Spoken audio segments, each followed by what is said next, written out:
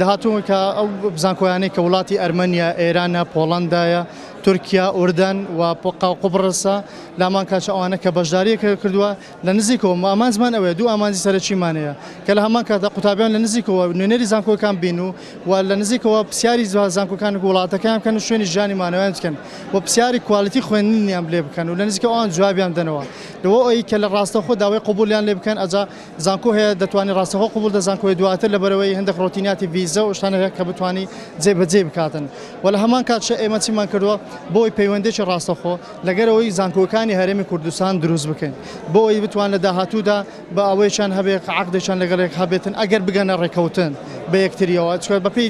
ئەوەی خۆیان و بەرنامە پرۆگرام بخوان دێرەتنە بەڵام زانکۆکانی کە هاتوونە وعدیان بە من داوە هەموو هاوکارێک بکەن بۆ زانکۆکان کوردستان بۆی لەگەڵیان